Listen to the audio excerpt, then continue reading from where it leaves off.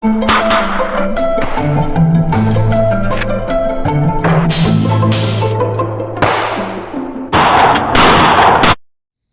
and welcome back to New York Outcast.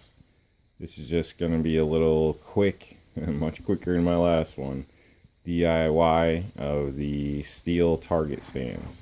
Now these stands I was able to get for under $5. My finished stand, which would be the one all the way to the right here. Basically, you don't have to paint it. I painted it. Even with paint, it's not going to be very expensive. So only tools that were required was a vise. So any kind of vise or something like that. I assume you could figure out other ways to bend it if you'd like. The vise was the simplest and easiest for me. Basically purchased these pieces of rebar. Initially started with this one, which is in my test video. I'll try to put a I don't know what you call it, link or whatever to it here. But I'd suggest checking that out if you are interested. But basically, you got to start off with a piece of rebar. I picked these up at Lowe's. They were $4.22 a piece before tax. So not very expensive at all. Unfortunately, when you pick them up, some are rustier than others. So this piece is 3/8 by 4 feet long. That's how they already had it ready to go. Quite rusty. I would recommend cleaning that up a little bit. So basically that's how you're going to see it at the store. Again, that's 3/8 by 4 feet long. So I'll call my step one this bar here, cleaning it up. Basically I cleaned it up a bit. I also grinded the edge a little bit. I pretty much just took the spiral off the rebar to make it a nice smooth surface so the plates I have will slide on easy. Depending on your plate size, hole, and whatnot, you may not even need to do that. That's where a bench grinder comes in.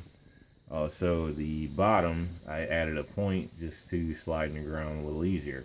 So that's basically all there is with the grinder. So making a point, smoothing out about a 2-inch area from my top for easy access to slide on.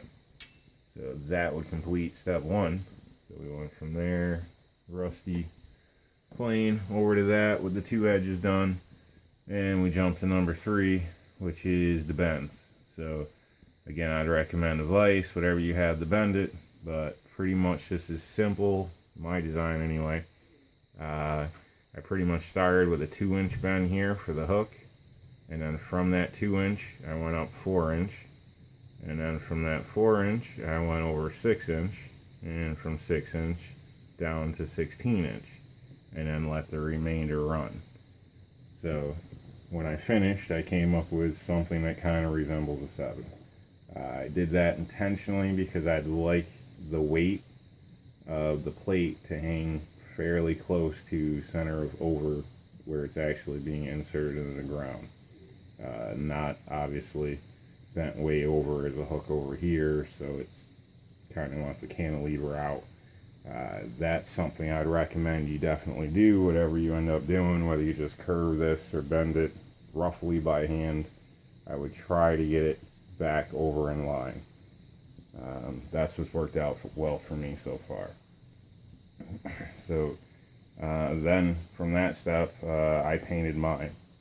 You wouldn't necessarily have to paint yours if you don't want to, but I figured to, keep it from rusting, things like that. Added some, I believe it was Rust-Oleum stop rust paint that I had here anyway. So that pretty much completes the project. So hopefully that's helpful.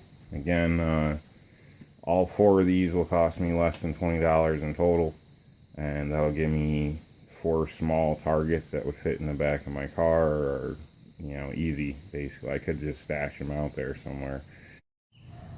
Okay, in case you didn't catch my finished demonstration video, figure I'd just give you an idea of the finished product here. Obviously, your plates may vary.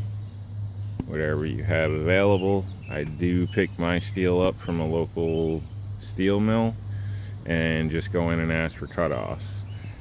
They provide those to me. It's not AR 500, but they provide those at a very affordable price. I believe the last time I went, I got 4 8x10s roughly for about $12.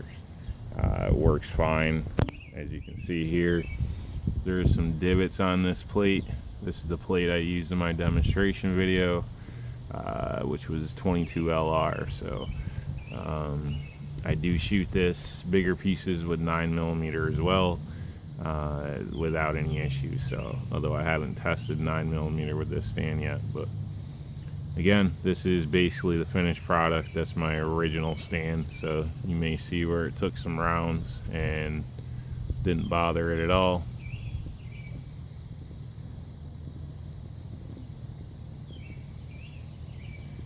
All right, thanks for joining me.